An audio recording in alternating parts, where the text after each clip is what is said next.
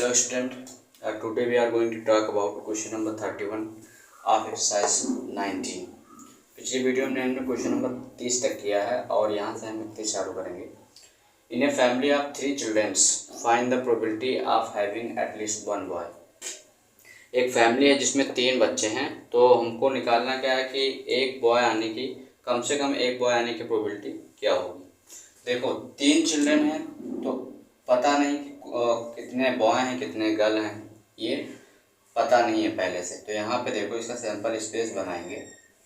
देखो पहली बात तो तीनों बॉय भी हो सकते हैं, 2 बॉय 1 गर्ल भी हो सकती है, और बॉय पहले आए फिर गर्ल आए फिर बॉय आ जाए, ये भी हो सकता है। या ऐसा भी हो सकता है कि गर्ल आए फिर गर्ल आ जाए फिर बॉय आ जाए, ये भी हो सकता है। या ऐसा भी हो सकता है कि गर्ल आए फिर बॉय आए फिर गर्ल आ जाए। ऐसा भी हो सकता है कि देखो गर्ल आए फिर बॉय आ जाए फिर बॉय आ जाए, 2 बॉय आ जाए। तो यहाँ पे ऐसा भी हो सकता है 3 3 2 5 1 6, ये 6 हो गया टोटल।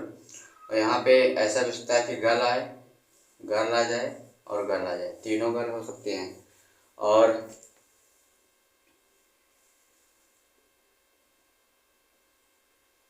ऐसा भी हो सकता है कि बॉय आए फिर दोनों गर्ल आ जाएं, ऐसा भी हो सकता है। तो टोटल यहाँ पे कितना बनेगा 8। हमने यहाँ पे 8 ही क्यों बनाया है, ध्यान से देखना है। यहाँ पे देखो जैसे सिक्का नहीं होता है, सिक्के के या तो टेल होता है या तो हेड होता है, तो इसलिए इसमें 2 फेस होता है। ऐसे अगर कोई बच्चा है तो या तो वो लड़का होगा या तो लड़की होगा, इसलिए 2। और 3 है टोटल तो 2 पावर 3। तो इसका टोटल आउटकम इस तरह से निकल जाएगा कि टोटल जो हो जाएगा वो 8 हो जाएगा, इसलिए इसका सिंपल स्पेस क्या बना है 8। अब निकालना क्या है, probability of having at least one boy. तो probability of getting at least one boy, कम से कम एक बॉय के आने की प्रोबेबिलिटी क्या होगी वो बताना है। तो कम से कम एक बॉय तो हो ही हो, ज़्यादा हो जाए फर्क नहीं पड़ता।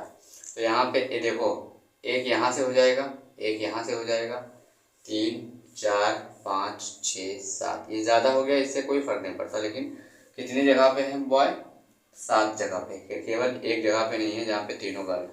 तो total number of favourable outcome कितना हो जाएगा 7, और टोटल आउटकम अपना कितना हो जाएगा 8। तो ये आ जाएगा इसका आंसर 7/8। ये क्वेश्चन CBSE 2014 का क्वेश्चन है और ये इम्पॉर्टेंट है, मेरे ख्याल से ये इम्पॉर्टेंट क्वेश्चन है। अगर आप मान लो हेड वाला जानते हो लेकिन ये भूल जाओ किसी तरह से, तो ये आप कर सकते हो। यहाँ पे सेम इस हेड वाला है कि अगर हेड को 3 बार उछाला जाए तो क्या होगा, तो वैसे ही सेम क्वेश्चन यहाँ पे है, लेकिन अब बस क्वेश्चन का मेथड बदल दिया है कि वहाँ पे बच्चे कर दिया है। क्वेश्चन नंबर 32 है, या 2 different dies are thrown together. 2 dice हैं जो कि साथ में फेंकी हुई हैं। Find the probability that the number obtain have. उस नंबर की प्रोबेबिलिटी निकालनी है जिसमें इवन सम आए और दूसरी है इवन प्रोडक्ट आए। तो इसमें बहुत ही सिंपल है ये। पहले इसका टोटल आउटकम देखते हैं। मैंने ये बताया हुआ है इंट्रोडक्शन वाली वीडियो में, अगर 2 डाइस उछाला जाए फेंका जाए, सारी चीज़ें बताई गई हैं, हेड के बारे में, कॉइन के बारे में और ताश के पत्ते यानी प्लेइंग कार्ड के बारे में। तो उसको जाके आप देख लो। तो यहाँ पे देखो टोटल आउटकम कितना होगा 6 पावर n, 2 डाइस हैं 6 पावर 2, और ये इसका बन जाएगा 36। टोटल कितना हो जाएगा 36। यहाँ पे इसका सैंपल स्पेस क्या होगा, इसको बनाना बहुत ही आसान है। ये 1 1 1 2 1।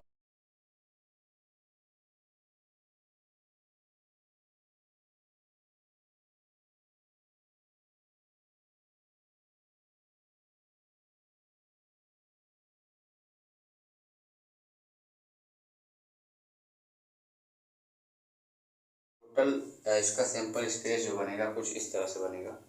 अब यहाँ पे इवन सम की बात कर रहा है, मतलब इन दोनों में देखना है ब्रैकेट में कि किस किस के सम इवन आ रहे हैं। जैसे 1 1 2 हो गया, 1 2 3, तो ये इवन नहीं है लेकिन ये इवन है, तो ऐसे ढूंढना है सारे। तो यहाँ पे इवन सम की बात करेंगे, probability of getting an even sum, वो क्या होगा देखते हैं, चेक करते हैं। एक ए हो गया 1 1 2, 1 2 3 4 5 और एक 6 7 8 9 10 11 12 13 14 15 16 17। तो टोटल नंबर ऑफ आउटकम कितने होंगे 17 और टोटल आउटकम अपना है 36। तो probability of getting an even sum क्या हो जाएगा 17/36। अब इवन प्रोडक्ट की बात करते हैं कि इवन प्रोडक्ट कौन कौन से आएंगे।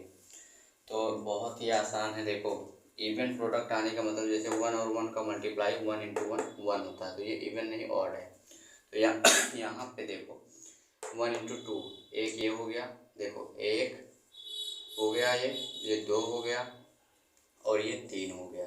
देखो जो इवन नंबर हैं उनके साथ चाहे जो मल्टीप्लाई होगा तो वो इवन हो जाएगा, है ना। तो यहाँ पे 3 ऊपर हो गया, फिर ये 4, फिर ये 5 6 7 8 और ये 9। यहाँ पे देखो 10 11 और 12, ये 12 हो गया।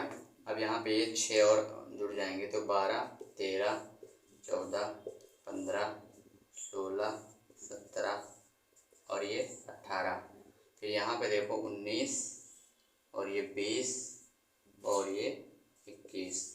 फिर यहाँ पे ये 21 या 27 टोटल होंगे, तो 22 23 24 25 26 और टोटल कितना होगा 27। तो यहाँ पे ये हो जाएगा नंबर ऑफ फेवरेबल आउटकम कितना होगा 27 और ये टोटल कितना होगा 36। 9 3 जा 27, 9 4 जा 36, तो 3/में वो इसका आंसर हो गया। क्वेश्चन बहुत ही सही है। इवन प्रोडक्ट मतलब ढूंढना है, यहाँ पे आपको थोड़ा टाइम पड़ेगा, प्रैक्टिस करोगे तो हो जाएगा वो भी। तो ये क्वेश्चन नोट कर लो। उसके बाद क्वेश्चन नंबर 33। अब बात करते हैं क्वेश्चन नंबर 33 की। यार 2 different dice are thrown together. फिर से वही है कि 2 डाइस उछाली गई साथ में। अब find the probability that the number of 10 have a sum less than 7, have a product less than 16 and is a doublet of odd numbers.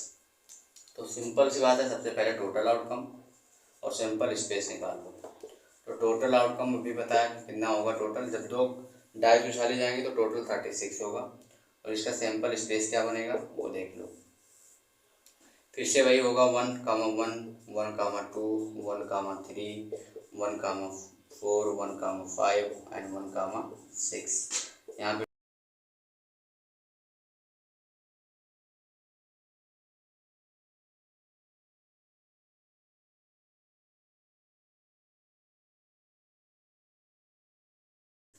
Total ये बनेगा सैंपल। बिना सैंपल स्पेस के आप ये क्वेश्चन कर ही नहीं सकते हो। तो सैंपल स्पेस बहुत ईजी है।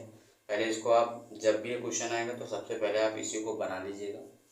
अब प्रोबेबिलिटी ऑफ गेटिंग है, पहला प्रोबेबिलिटी बात करते हैं कि have a sum less than 7। तो probability of sum less than 7, sum less than 7।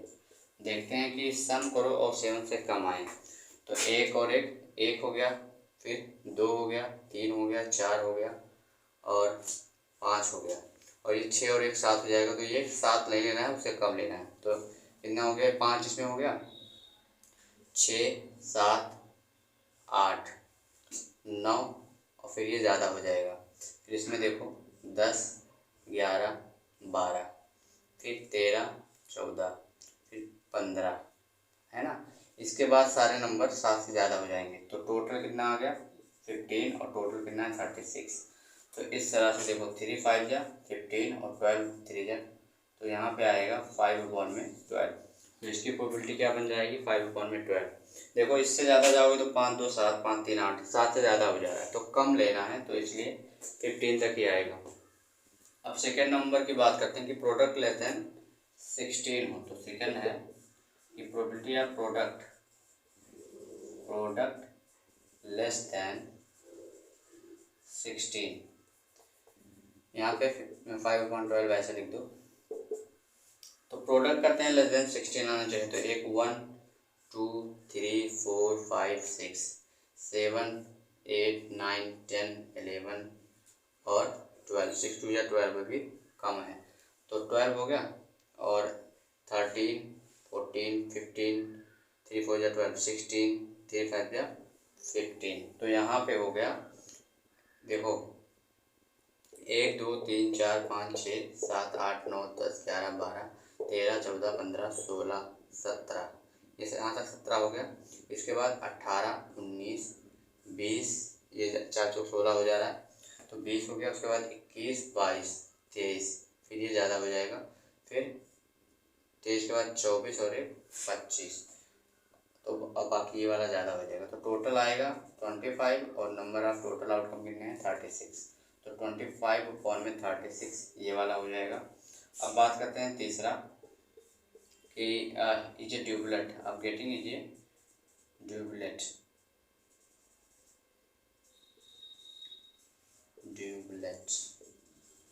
Of odd number का ड्यूबलेट लेना है तो बहुत ही आसान है। ड्यूबलेट मतलब कि ब्रैकेट में केवल सेम नंबर आए। तो जैसे ये हो गया एक ड्यूबलेट 2 3 4 5 6, टोटल 6 ड्यूबलेट है। लेकिन ऑड नंबर के ड्यूबलेट लेने हैं तो यहाँ पे एक ये हो जाएगा और एक ये हो जाएगा और एक ये 3 हो जाएंगे, एक वाला 3 वाला और एक 5 वाला। तो यहाँ पे टोटल ड्यूबलेट जो हो जाएंगे 3 हो जाएंगे ऑड नंबर के और टोटल आउटकम अपना कितना है 36। तो 1/12, तो इसकी प्रोबेबिलिटी 1/12 हो जाएगी। क्वेश्चन ये भी सही था, नोट कर लो इसको। Peter throws 2 different dice together. Peter है जो कि 2 डाइस साथ में फेंकता है। And find the product of 2 number of 10, और वो प्रोडक्ट पाता है 2 नंबर का। रीना थ्रोस ए डाइस, रीना एक डाई फेंकती है मतलब एक पासा फेंकती है। एंड ये एंड स्क्वायर द नंबर, और उस नंबर का स्क्वायर करो तो हमें कोई नंबर ऑब्टेन होता है।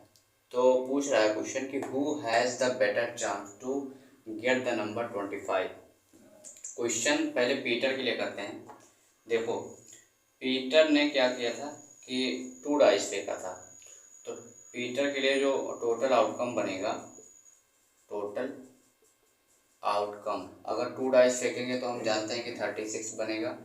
और इसका सैंपल स्पेस क्या बनेगा, तो ये 1, 1, 2, 1, 2, 1, 3, 1, 4 ऐसा टोटल बनेगा। लेकिन हमको क्या चाहिए कि प्रोडक्ट ऑफ 2 नंबर क्या होना चाहिए 25 कब आएगा, जब जैसे 1, 1 लिखते जाओगे 1, 2, तो ऐसे ऐसे जब बनाते जाओगे तो आएगा एक जगह 5, तभी इन दोनों का प्रोडक्ट क्या होगा 25, और इसमें किसी चीज़ का प्रोडक्ट 25 नहीं होगा।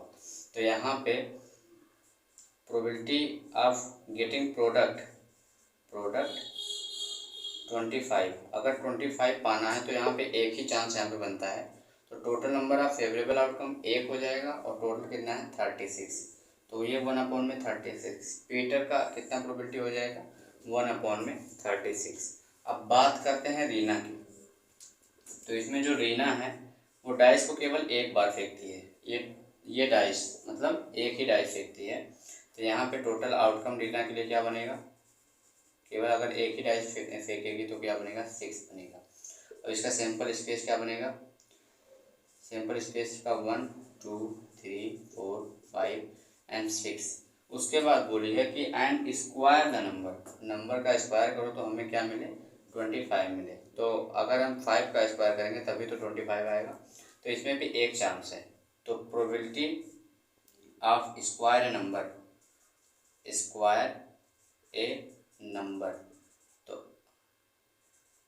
नंबर टू गेट 25, केवल एक ही नंबर जो है अगर उसका स्क्वायर करेंगे तो क्या आएगा 25। तो एक नंबर टोटल है और टोटल यहाँ पे टोटल आउटकम कितने हैं 6। तो 1/6। अब 1 हमको बताना है कि 1/36 ज़्यादा है या 1/6 ज़्यादा है। तो सभी को पता है कि 1/6 इज ग्रेटर देन 1/36। तो इसका मतलब कि जो रीना है हैज़ बेटर चांस, रीना ऐसे लिख दो, hence Reena has better chance get number 25। तो यहाँ पे ये क्वेश्चन का मतलब ये था।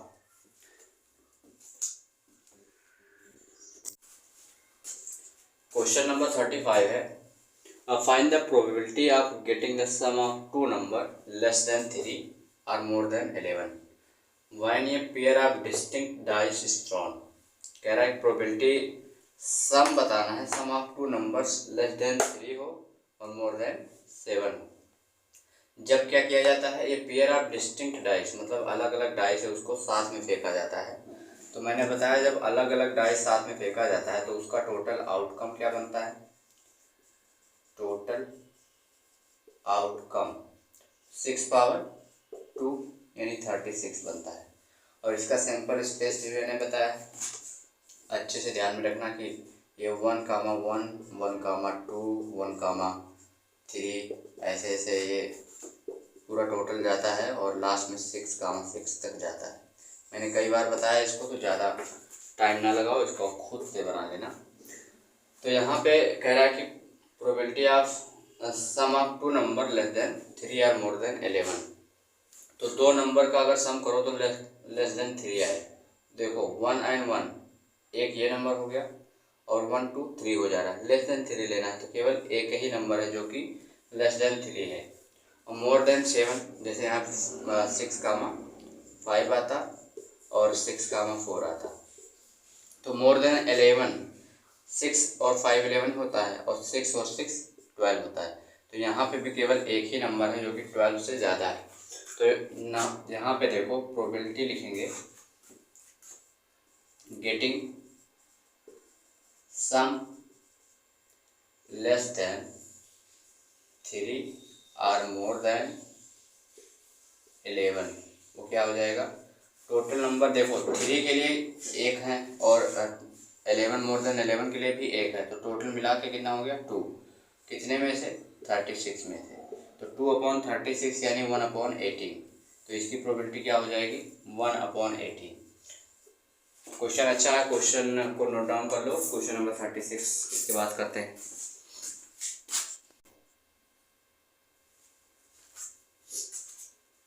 क्वेश्चन नंबर 36 है, the probability of selecting A रॉटन Apple randomly. जो प्रोबेबिलिटी है रॉटन एप्पल को सेलेक्ट करने की from the heap of 900 Apple. जो 900 एप्पल उनका एक ग्रुप है, उसमें से रॉटन एप्पल निकालने की जो प्रोबेबिलिटी है वो कितनी दी गई है, 0.18। What is the number of rotten apple in the heap. तो बताना हमको क्या है कि नंबर ऑफ रॉटन एप्पल कितने हैं। तो लेट कर लो, let the number of rotten apple is equal to x। और हमारे पास टोटल कितना है, टोटल कितने एप्पल है, टोटल एप्पल यानी आउटकम वो कितने हैं 900। तो प्रोबेबिलिटी ऑफ रॉटन एप्पल क्या हो जाएगी, रॉटन एप्पल वो क्या हो जाएगी x/900। अब क्वेश्चन ने दिया हुआ है कि प्रोबेबिलिटी जो दी गई है रॉटन एप्पल की वो 0.18 है। इसका मतलब according to question x/900 is equal to क्या हो जाएगा 0/18। यहाँ से ये पॉइंट हटाओगे नीचे क्या आएगा 100, ये 100 ये 2 0 कट जाएगा इधर से। तो x बराबर क्या हो जाएगा 18 × 9। तो x इज इक्वल टू 18 9 जा 162। तो number of rotten apple in the heap क्या हो जाएगा 162। तो ये क्वेश्चन हो गया। इसके बाद क्वेश्चन नंबर 37 पे करते हैं।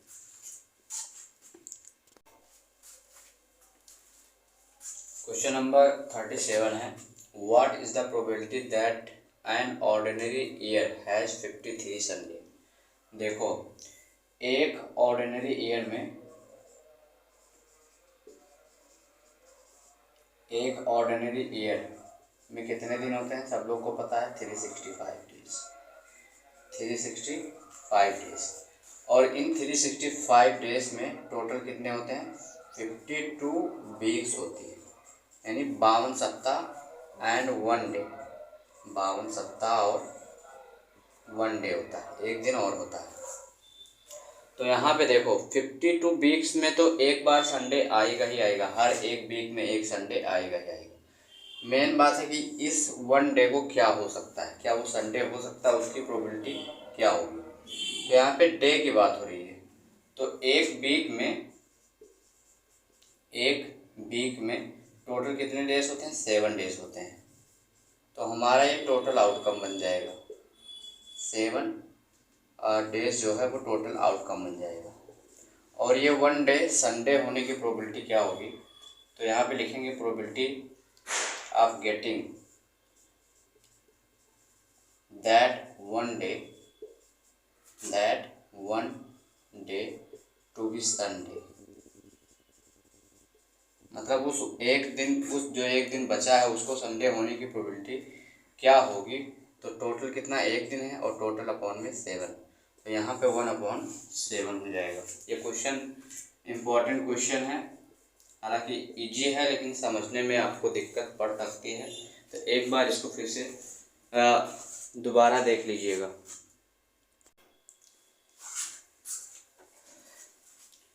Question number 36, find the probability that a leap year selected at random will contain 53 Sundays. ये क्वेश्चन भी 37 क्वेश्चन की तरह से था। ये क्वेश्चन में देखो कि लीप ईयर में कितने दिन होते हैं, सबको पता है कि 1 लीप ईयर में कितने होते हैं? 360 डेज होते हैं।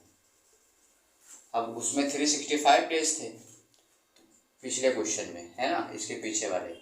तो यहाँ पे 52 वीक्स होंगे, और जब 365 डेज तो 1 डे था, लेकिन जब 6 डेज है तो यहाँ पे 2 डेज एक्स्ट्रा होगा।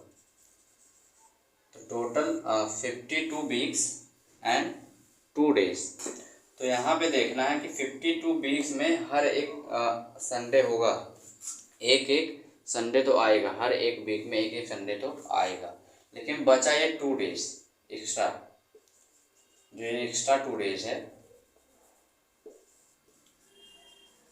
ये कैसे संडे हो सकता है? देखो शुरुआत करते हैं। पहला पॉइंट कि ये संडे और मंडे हो सकता है, और दूसरा पॉइंट है कि मंडे एंड ट्यूसडे हो सकता है, और तीसरा है कि ये ट्यूसडे एंड वेडनेसडे हो सकता है। फिर उसके बाद चौथा है कि वेडनेसडे एंड थर्सडे हो सकता है। उसके बाद थर्सडे एंड फ्राइडे हो सकता है, और 6 नंबर पे है कि फ्राइडे और सैटरडे हो सकता है, और 7 तो यहाँ पे सैटरडे एंड संडे हो सकता है। तो कितना चांस है संडे होने का? एक शुरुआत में नंबर 1 और एक लास्ट में, सैटरडे और संडे।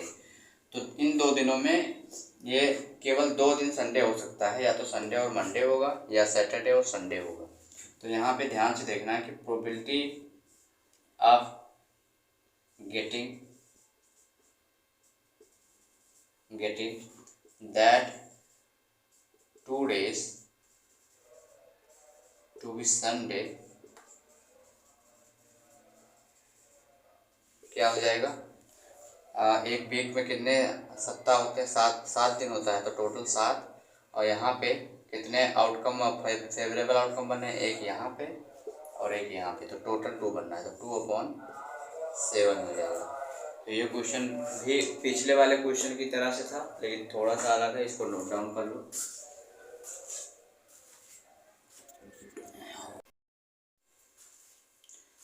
क्वेश्चन नंबर 39 है, ये letter is chosen at random, कोई लेटर है उसको चूज किया गया है, from the letter of the word association, find the probability that the chosen letter is a vowel, consonant and S. तो यहाँ पे देखेंगे, देखो कि एसोसिएशन में टोटल कितने वर्ड है? एसोसिएशन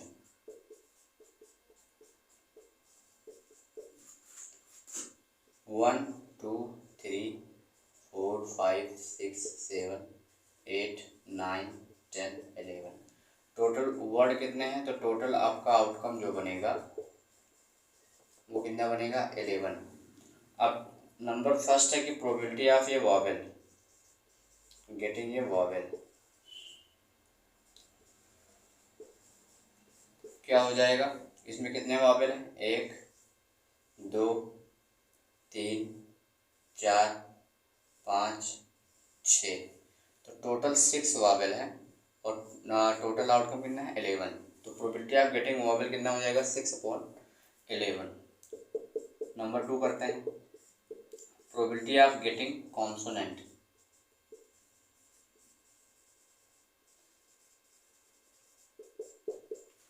कॉन्सोनेंट कितने हैं? 6 को छोड़ दो, बाकी बचे 5 वो कॉन्सोनेंट होंगे, तो 5/11 देख लो चाहे।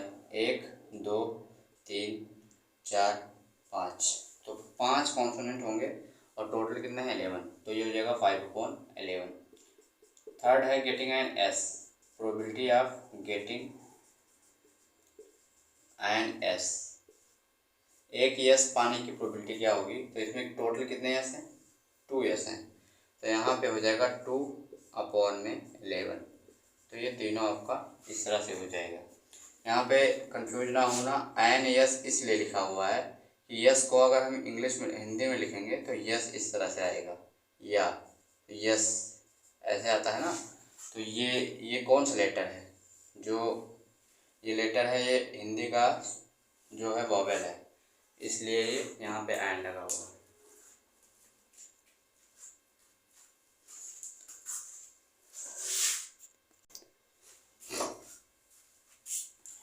क्वेश्चन नंबर 40, ये game consist of tossing 1 rupees coin 3 times. 1 रुपये का सिक्के को 3 बार उछाला जाता है, एंड नोटिंग इट आउटकम, और उसके आउटकम को नोट किया जाता है। Each time if getting the same result, और हर टाइम अगर वो सेम रिजल्ट आ रहा है, in all the tosses is ये सक्सेस। यहाँ पे सेम रिजल्ट की बात कर रहा है ना, तो उसको माना जाता है कि सक्सेस हो गया। अगर हर टाइम सेम रिजल्ट आ रहा है तो उसको माना जाएगा कि वो सक्सेस हो गया। Find the probability of losing the game.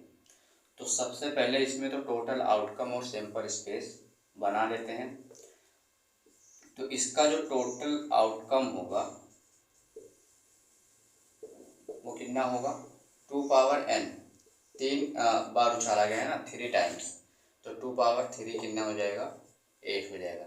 ये मैंने इंट्रोडक्शन वाली वीडियो में बनाई हुई है, इसको जाके अच्छे से देख लो। यहाँ पे सैंपल स्पेस क्या बनेगा? देखो, अगर 3 कॉइन हैं तो या तो तीनों बार हेड आ सकता है, इसका जो सैंपल स्पेस कुछ इस तरह से बनेगा, और 2 बार हेड आए, 1 बार टेल आए, और ये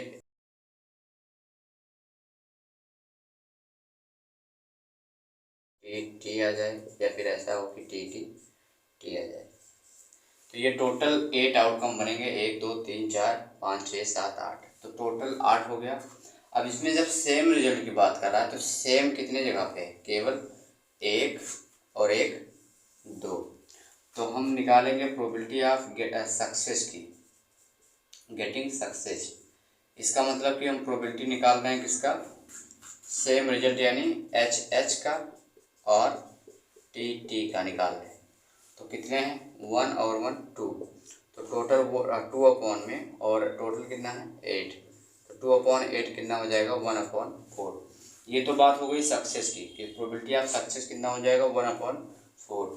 अब प्रोबेबिलिटी ऑफ नॉट सक्सेस कितना हो जाएगा? प्रोबेबिलिटी ऑफ नॉट सक्सेस मतलब क्या?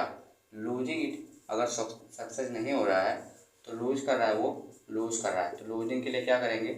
मैंने बताया था कि सक्सेस अगर दिया है, प्रोबेबिलिटी ऑफ इवेंट दिया है और नॉट इवेंट का निकालना है, यानी नॉट सक्सेस का निकालना है, तो 1 में से आपको इसको माइनस करना पड़ेगा। तो यहाँ पे 1 में से माइनस करोगे, 4 1 जा 4, 1 1 जा 1, और 4 1 जा 4, तो यहाँ पे आ जाएगा 3/4। यहाँ पे मैंने ये फार्मूला बताया हुआ है कि प्रोबेबिलिटी ऑफ इवेंट अगर दिया हुआ है और प्रोबेबिलिटी ऑफ नॉट इवेंट निकालना है, तो इसका जो फार्मूला होता है, वैल्यू होता है 1 होता है। तो मान लो ये पता है, इसको निकालना, तो ये उधर जाएगा तो 1 में से माइनस होगा, तो इसलिए 1 में से हमको इसको माइनस करना पड़ेगा। इसलिए लूजिंग इट का आप निकाल सकते हो इस तरह से। ये क्वेश्चन 2019 में आ चुका है, तो इम्पोर्टेंट क्वेश्चन इसको रखना।